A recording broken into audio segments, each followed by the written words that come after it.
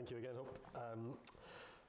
So my subject in this talk is quite closely related to the first talk on justification and sanctification. The thing that joins them in the background is Taylor's claim that moral frameworks are inescapable, and we've heard that a few times so far today. There's no such thing as a neutral human who looks into everyone else's moral frameworks with all their biases, and who somehow is just able to assess them from a position of distance and objectivity, as though not affected personally by a moral framework. We all have moral frameworks. From the beginning of life onwards, we learn to intuit them.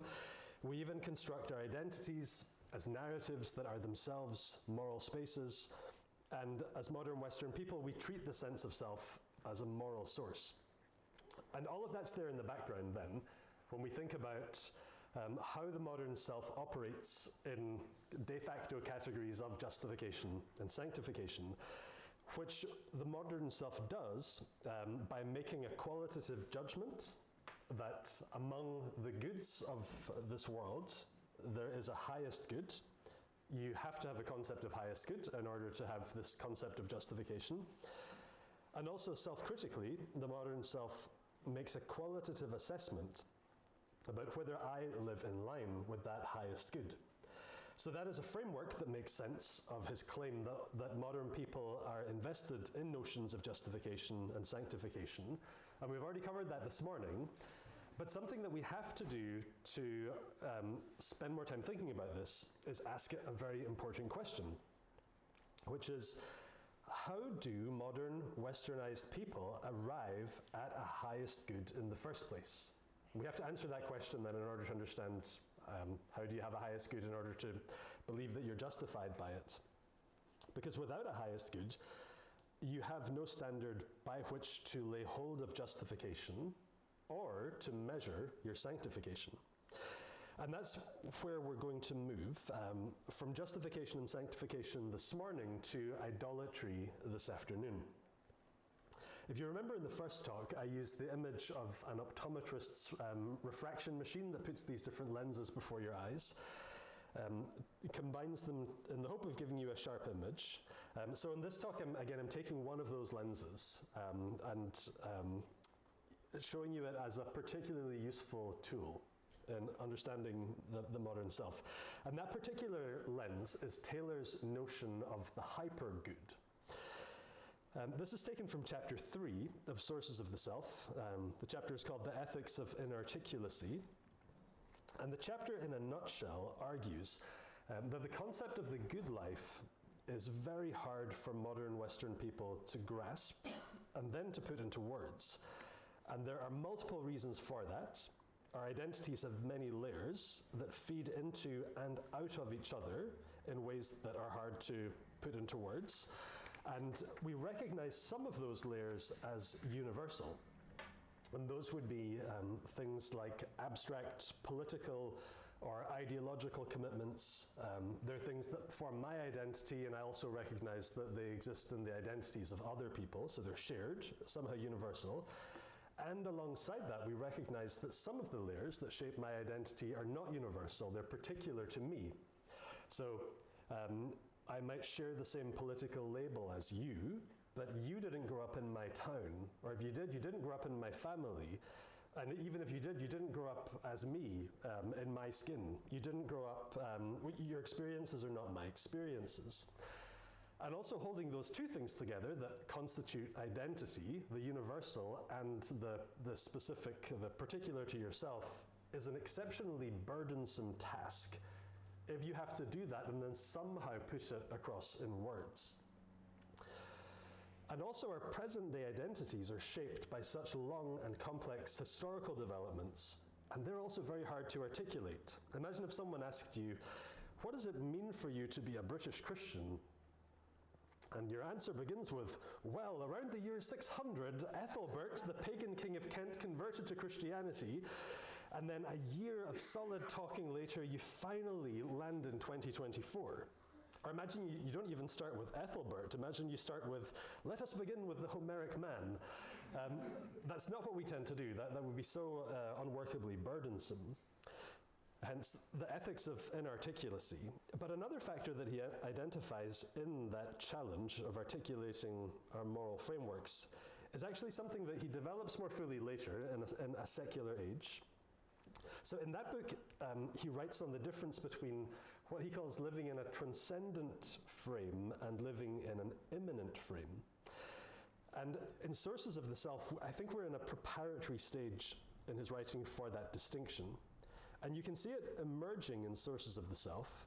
So imagine this, a pre-Enlightenment, pre-Descartes, pre-Cartesian, pre-modern person, let's say a medieval European, who experiences his sense of self in such a way that he believes his mind conforms to things beyond his mind, and rather than things conforming to his mind. And his moral framework intuits that all things are imbued with an inherent meaning within a sacred order, and that's true of the cosmos as a whole, which exists also in relation to an order beyond itself, an order that exceeds it. So that would be a transcendent frame to live within, and that orients life in a proper distinction between many things as relative and one particular thing as ultimate, as metaphysically, ontologically ultimate. So categorically, the ultimate thing belongs in a different category to the ordinary things, the non-ultimate things. In Christianese, it's really an expression of the distinction between creator and creature. One is in a proper ontological sense ultimate, and the other is relative. So that's a transcendent frame. But in A Secular Age, Taylor also traces out the shift from the medieval to the modern as a shift from life in a transcendent frame to life in an immanent frame. And in an immanent frame, a lot has changed. Things conform to my mind, and my sense of self has somehow become fundamentally buffered from even my own body, never mind from my material environment and from other people, and never mind from metaphysically grounded things like the divine. And the sense in which I distinguish ultimate things from ordinary things then is also transformed in that shift, because the ultimate thing is no longer actually properly transcendent. Instead, it's also one of the other immanent things. The ultimate thing is categorically other, as a transcendent category is gone. So what happens instead is that I take something from the realm of the immanent, the things near to me, and I make one of those things, I repurpose it to be something like my ultimate thing. One of the things Taylor sees as inescapable for the modern self is that we all need to have something that takes that ultimate place. So in Sources of the Self, he uses the language of the thing you would be at sea without. If it weren't for this thing holding together my identity, I couldn't be me. I would be the thing that is lost. So the question that drives this second talk then is, how does the modern secularized sense of self, so what he calls elsewhere the buffered self that exists in an immanent frame, how does that modern self arrive at a highest good? And this is one of the places where he gives us a lens that's particularly useful. So in chapter 3, he introduces this lens, the idea of the hypergood, and then the idea carries on in chapter 4, the chapter on moral sources. Now, before I describe the idea, I want to draw a couple of careful caveats.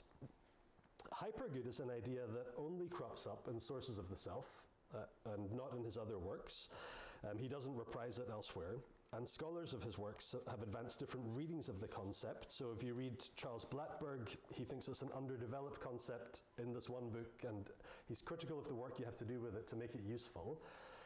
My own reading of it is closer to a Dutch philosopher, Jasper van Buren. So if you're into this kind of stuff, that may just be Aidan in this room, but I want you to feel seen at this moment. This is the signal to you. But anyway, with those caveats in mind, here is how I think the hypergood idea works. Everyone lives within a moral framework, however much we struggle to articulate it, and nobody lives within a moral framework that is free of value judgments. It is not workable as a philosophy of life to be a pure relativist who finds every good to be equally important. Life simply is not livable in that way. Instead, life requires us to find some things more important than others. And without that, you would be completely overwhelmed by the multiplicity of things around you. You'd be paralyzed by the diversity of your perceptions. And your sense of agency would have to stop, and you would need to become a completely passive person, only acted on and unable to act. But in the practice of life, modern people certainly don't do that. So on page 63 of Sources of the Self, he writes about how modern people often have a hierarchy of increasingly important goods. And for some of us, high-ranking goods will be things like, if we are modern westernized people, the higher-ranking goods will be things like the ideal of rational self-mastery, or ordinary life, or domesticity, or self-expression, or fame. So he writes this, and this is the long quote that you have in the handout. Most of us not only live with many goods, but find that we have to rank them. And in some cases, this ranking makes one of them of supreme importance relative to the others. Each of the goods I'm talking about here is defined in a qualitative contrast, but some people live according to a higher order contrast between such goods as well. They recognize the value of self-expression, of justice, of family life, of the worship of God, of ordinary decency, of sensitivity, and a host of others, but they consider one of these, perhaps their relation to God, or perhaps justice, as of overriding importance. This is not to say that they give it unflinching priority in their deliberations and decisions. There may be all sorts of considerations, ranging from a sense of their own limits to the recognition that the other goods are valuable also, which restrain them from this. They may find themselves accused of half-heartedness by other more single-minded adherents to the same good. Why do they not spend more time in prayer? Or why do they not dedicate their whole lives to the struggle for justice in society? But nevertheless, as far as they themselves are concerned, this good has an incomparable place in their lives. So the idea here is that the modern secularized self depends on taking immanent things, maybe only one of them, or maybe a hierarchy, one finite thing, and it places that one good, immanent, finite thing in a position of unparalleled importance, as an arranging principle that everything else is ordered around. Or we could put it like this: the modern self takes a finite thing, and it asks it to play the role that pre-moderns gave to an infinite thing. But here's where Taylor's term and his description is particularly useful. While that finite thing is asked to act like an infinite thing, or we could say it's a good thing that's asked to act like an ultimate thing, it at no point ever becomes what is truly an infinite ultimate thing. There's no ontological transformation that occurs by taking a finite thing and giving it that place of ultimate importance. It cannot be a universal ontological ultimate in the ways that pre-modern people intuited. Rather, it remains merely one finite good thing among the many finite good things, regardless of its new function. Now, Taylor says that some modern people are more single-minded than others. Some are completely in the thrall of one ideal, whereas some serve a group of higher goods. But those higher goods, whether you only have one of them or whether you live your life in service of a few of them, those are what Taylor calls hypergoods. I think hypergood is a very helpful descriptive term in this scenario to describe the non-ultimate thing that is asked to act like an ultimate thing. It never really becomes it. Instead, it's a hypergood. Your ideal of rational self-mastery could be a hypergood. So could your nationality, or your social class, or your achievements, or whatever. I think it's a shame that the term hypergood dropped out of Taylor's work after Sources of the Self, because it's so helpful in describing an ordinary thing substituted into the role of an extraordinary thing, or a finite thing pushed into the role of an infinite thing, or a good thing set under the expectations of an ultimate thing. And as I said, in no way does that ordinary finite good thing actually become an infinite ultimate thing. in ontological sense. And in that sense, if I say my career is my ultimate thing, that's not a metaphysical claim. It cannot be, for Taylor's way of thinking. It's an ordinary thing that I grant a particular set of privileges and responsibilities, and it's an arbitrary status. So Taylor writes, hypergoods are generally a source of conflict. It's on page 64. And that conflict happens in different ways. A hypergood that comes to be widely enjoyed by a culture at large often only does so through a struggle to overthrow other older hypergoods. And if you're left behind in that regard, then, and you're an outsider, your hypergoods put you in conflict with the hypergoods that your neighbors now celebrate. But there's also, and actually in the background to this, you have Max Weber, early 20th century German thinker, who had a really compelling way of describing disenchantment. So the move from an enchanted world to a disenchanted world is really influential for Taylor in thinking about the shift from a transcendent frame to an immanent frame. And Weber said that in the move into a disenchanted world, it doesn't turn us from theists into atheists. It turns us from theists into unhappy polytheists who serve different gods alongside each other in ways that necessarily put us into conflict with one another. So that's there in the background, this idea that a disenchanted world is actually populated with pretty miserable polytheists. Now, so this doesn't all sound very abstract. Imagine this, a world of conflicted hypergoods. You turn up at an art gallery and you hope to enjoy a particular painting. It's a work of art that's regarded by many people as unique, as a cultural gift to humanity. And for some of the people around you, it almost looks like a spiritual experience. They are elated to look at it. And you're just starting to enjoy looking at the painting when all of a sudden the silence is broken. Just stop oil! And before you know it, the painting is covered in soup and it has been ruined forever. To the protesters, the climate is the ultimate hypergood, and everything has to be ordered in conformity to it, even if that means the sacrifice of other goods, which might be ranked far more highly by other people in the room. Now for Taylor, that would be one particular approach to hypergoods, where the tension between the hypergood and the other goods, the lesser goods, is resolved by saying that actually the hypergood is the only good. And the painting doesn't matter.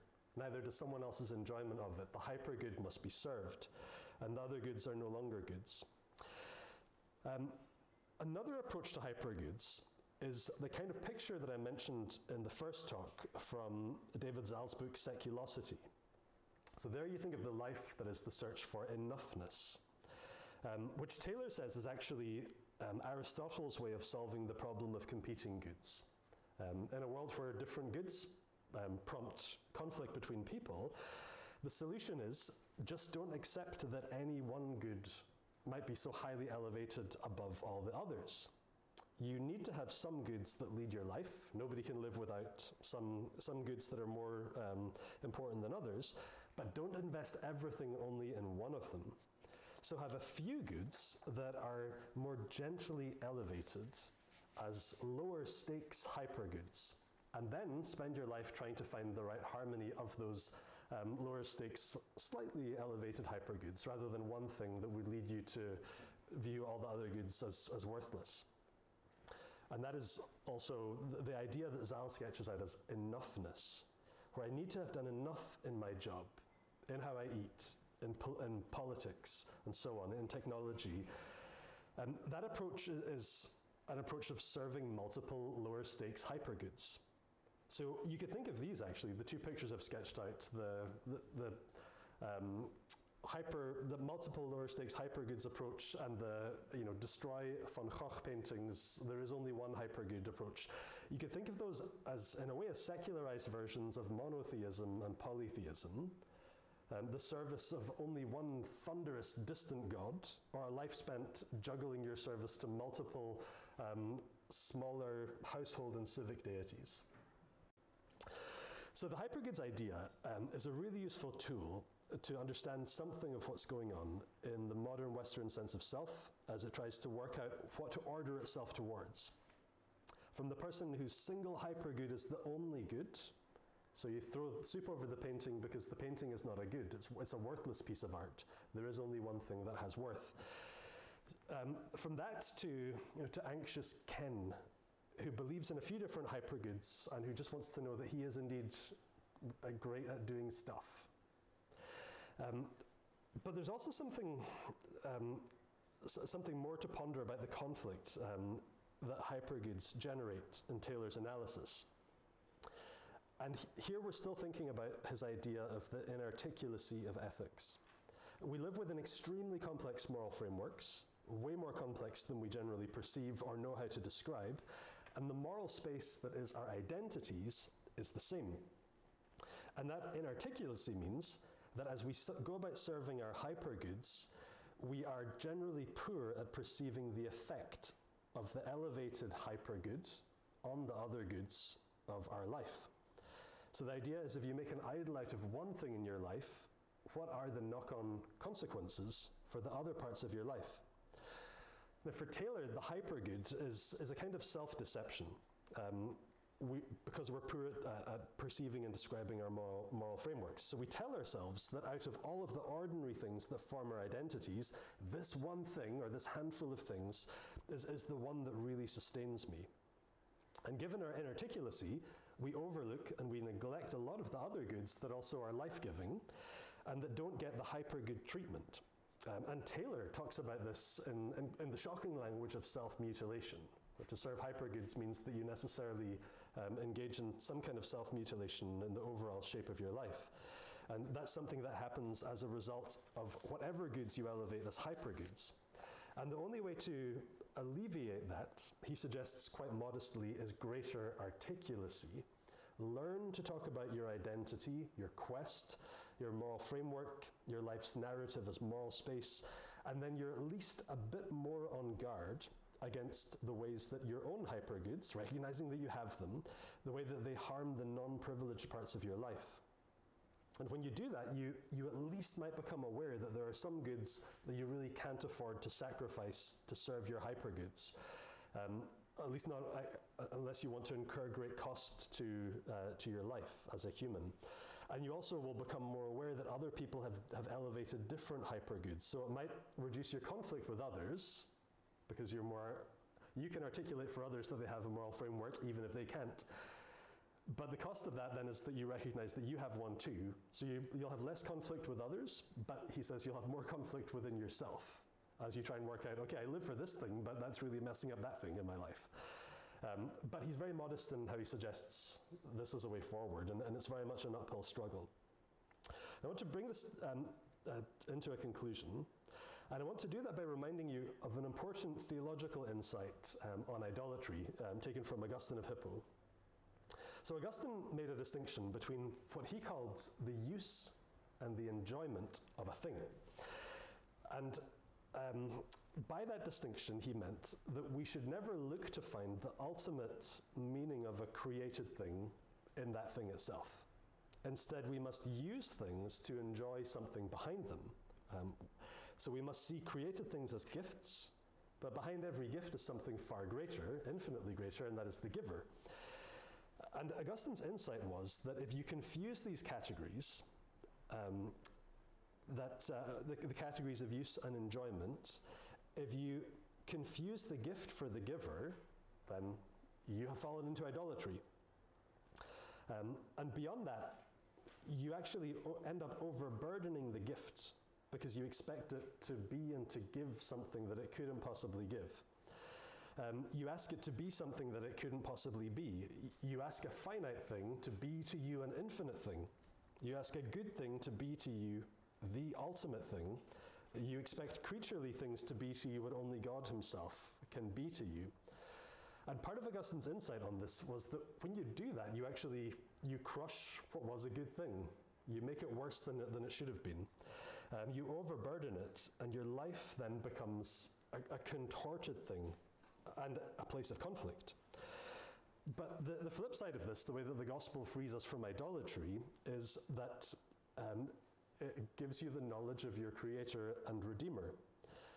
And it doesn't burden it frees you from burdening ordinary things because you don't ask them to act like ultimate things. They can just be what they are. So the gospel liberates you by liberating the world around you from your misuse of it. And that's a life-changing thing. Things can simply be good things. Now let me put that just in closing in concrete terms. You will be, in this way of thinking, a better friend if the approval of your friendship group is not your hypergood. You will be a better parent if your child is not your hypergood. You will be a better student if achievement is not your hypergood. You will be a better citizen if your nation is not your hypergood. And the list could go on, not infinitely, because it's a finite world, but we could do this for a very long time. But the huge idea behind all of those variants of that claim, and this is very hard for modern people to grasp if Taylor is correct, but there's a huge claim behind it, which is Augustine's insight that to enjoy something is to rest with satisfaction in it for its own sake. And the only true object of enjoyment that can meet that definition is God himself. So God is never a means to an end, as though we're unsatisfied by him and we need to step from him to something behind him. To enjoy God is to accept that in him you have everything that could possibly satisfy. In a sense, it's the most subversive way to fulfill the search for enoughness through true infinity. And having been satisfied there in God, created non-ultimate things are then liberated to be what they actually are, rather than pushed to be something that they never can be.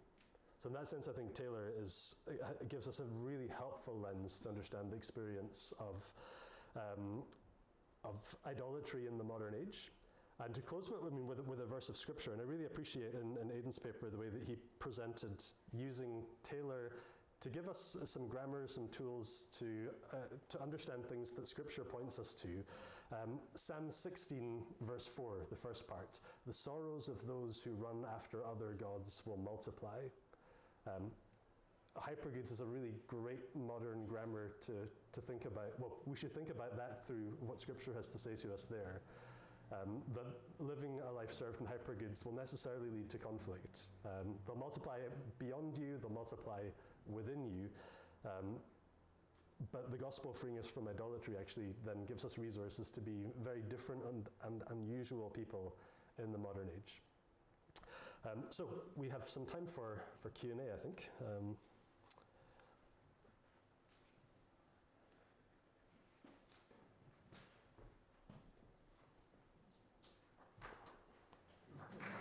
Thanks.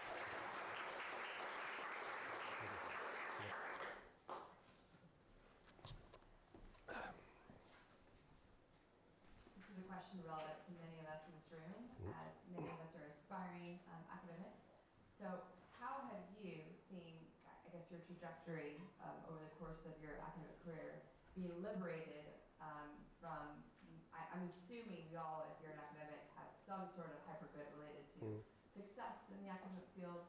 So how have you seen conflict within yourself, I guess, grow or be as you get liberated? Yeah. Okay. This hypergood. Thanks. Yeah. Okay. Great question. So I think so the hypergood. So I guess my own fallen disposition is more to have multiple hypergoods, lower level ones, and rather than one, you're either a goodie or a baddie, ultimate hypergood, and there are no other goods. So Taylor is very helpful for me in more self-awareness and self-knowledge.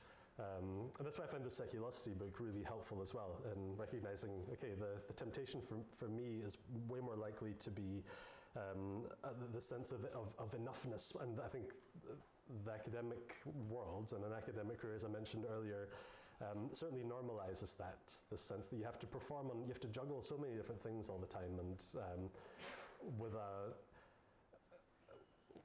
a very subjective, ambiguous sense of you can never really know that you've done enough, because that's also decided by other people, really. Ultimately, like, the academy isn't really a place where you can We don't self-publish our work in that sense, and you don't we self-promote all the time, sadly, you have to do that, but you don't promote yourself in your career structure. Other people always make those decisions about whether they think you're enough. I think ways that, I'm really sort of preaching to my own life as well in this. I think the academic life is just necessarily full of way more failures than successes for all of us in lots of ways, way more rejection than acceptance. It's really rare not to have to apply to loads of different jobs before hopefully finally one of them actually offers you something. To submit the book that you think is great to lots of publishers who say no thank you before one of them finally says, okay, we'll take a punt on this. I think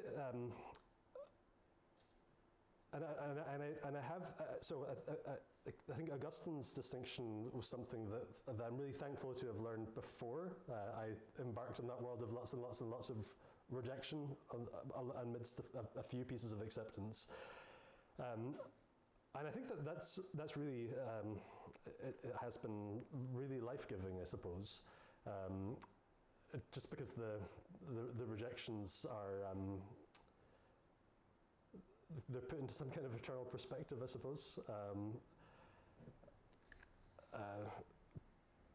But I guess it requires a lot of intentionality as well. You have to preach the gospel to yourself every day. That's good advice to Christians in general, and academics are not, we're human beings and we're fallen as well and need the gospel in the same way. Just don't make your work an idol, I suppose. Taylor's really, he is a helpful resource. So I first read this book just around the time that I was hired at New College, and I'm also thankful that it landed on my desk when it did then too. Also in thinking through these kinds of issues of enoughness, because in the very subjective way that we try and work out that our justification is real through our fake sanctification. Okay, I failed at this thing, but I think I did okay at that other thing, and there's this big complex trade-off from trying to narrate some sense that my life does correspond to my hypergood.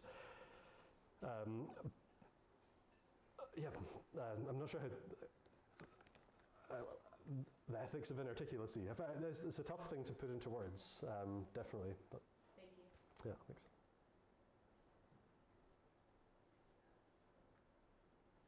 Hayden here. I'm going to try and put this into a question. So,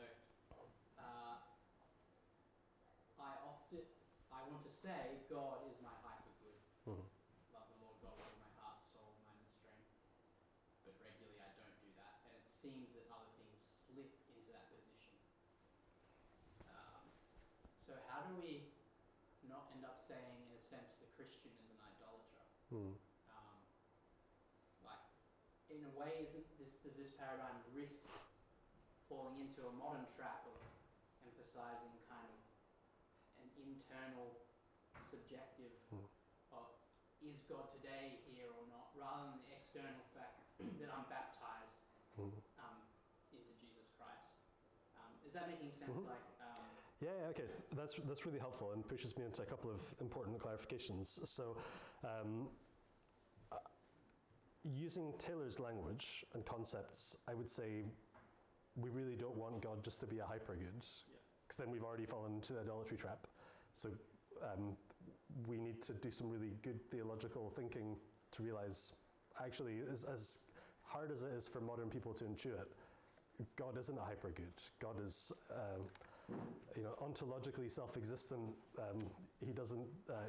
He belongs in a different category. And God is actually, in a proper sense, our ultimate. So I think we want to recognize that categorical distinction. But I think part of the challenge that you see in Taylor, and again, I've been bringing him into dialogue with the seculosity book. The seculosity book argues that that enoughness can also carry over into the church and your participation in it. Am I doing enough there? Do I pray enough? Do I go to enough meetings? Am I pious enough? And you can think that the gospel is some kind of antidote to the woes of that kind of secular life without being critical enough of the fact that you're plugging it into a paradigm that it doesn't control. And actually then Christianity might not existentially feel like a solution to modern idolatry, but only because you're not shaking the idols hard enough in the first place. So I think with Taylor, I mean, the slightly unnerving question is just, is it possible for modern people to recover the sense of God as ultimate, and not just as like, this is my hypergood and that's yours? Yeah, that's a big, hard epistemological question, I suppose, that I'm still chewing over. I would love to know your thoughts, though, because you're I'm dipping my toes in the water with Charles Taylor here, whereas you're like a proper Taylor scholar. Yeah, okay. Yes, question at the back. I'm just wondering, this is going to be a bit inarticulate as well, just wondering whether the stuff that Taylor talks about towards the end of Secular Age, where he's talking about subtle languages, could be useful here, because he talks in that section about the need for a disruptive paradigm shift, and he focuses on a couple of examples there of people who went through a radical paradigm shift. So there needs to be a paradigm shift in a secular person becoming a Christian or whatever, but perhaps we need to undergo some kind of paradigm shift in our own thinking. But he talks about we need subtler language that continually points us beyond immanence to transcendence. Do we really have the right ways of talking about it? Or do we end up talking in unsubtle modern kind of language that ends up seeing God as a hypergood? And then he talks about their affirmation of enfleshment as well, so that we can, it's that business that you're talking about of enjoying the things as things. Yeah. We can affirm those, we can affirm that we are enfleshed. Yeah. But within the context of this paradigm shift and language that helps us to keep seeing things in bigger terms. Yeah. And then I'm just trying to link that with the Webster paper that we had for the Theology and Philosophy group, where he talks about the need for a precise articulation of our theology so that we really know what we're doing. So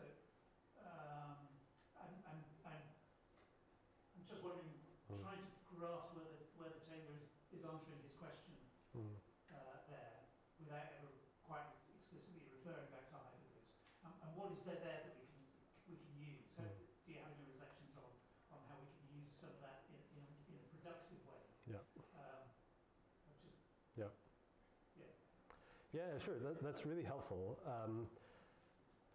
So I think at one level, theologically, I'm able to accept and deal with the intractable problems of how do we escape idolatry in this phase of our existence. John Calvin said, the heart is an idol factory, constantly churning out new things to worship. Paraphrasing him there, but our sanctification is constantly beset by that idolatry that is just so hard to shake off.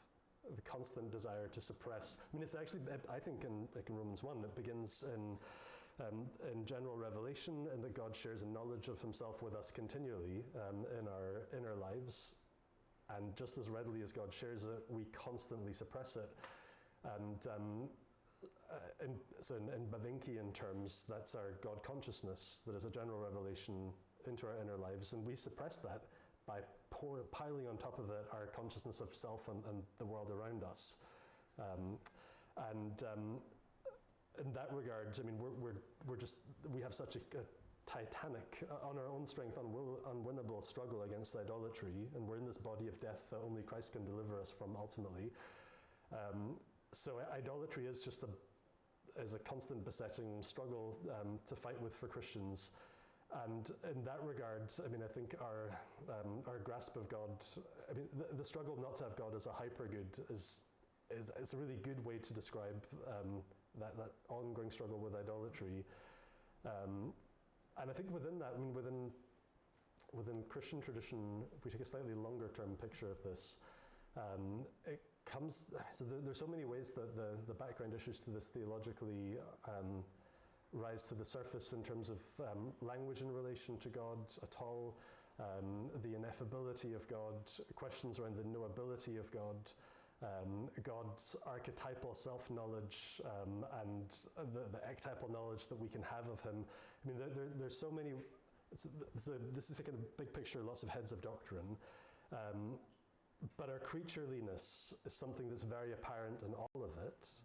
And Taylor's actually, I think that he's very helpful in saying that if there's one thing that it's not that hard to show with modern people, it's their creatureliness, and the ways that is a pressing reality in how creatures talk about their creator and know their creator.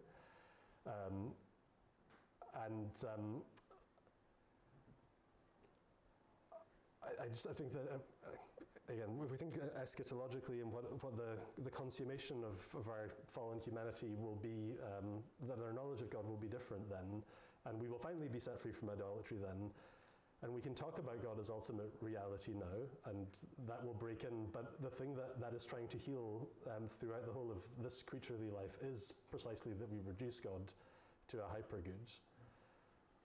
So, yeah, preaching the gospel to ourselves in that sense. But they're hard things to talk about. I mean, Taylor, I quite appreciate the liberation that you get from saying, yeah, inarticulacy is quite a... we shouldn't be bashful about admitting that. There's a question here. Yeah, last question. Yeah. Thank you. I was wondering, in relation to the transcendent versus the immanent frame, is there something particularly unique about the gospel I'm not sure of the right word, but a mode of approaching the transcendent frame, or a version of the transcendent frame? Or is this something that's, I see some kind of hints of a kind of pragmatic argument for like theism here, that theism gives you a real ultimate, or maybe some other spiritual worldviews also give you something like that, and that seems something that could well appeal to my secular colleagues, that there's a framework here for life, but that seems to be true across theisms and spiritual. Do you think there's something unique about the gospel in this context? Yeah, I do, and that it holds together the paradox of transcendence and immanence by saying that the Word became flesh and dwelt among us. God who is transcendent is also God who is utterly immanent, who could not be more immanent because he has become Emmanuel, God with us.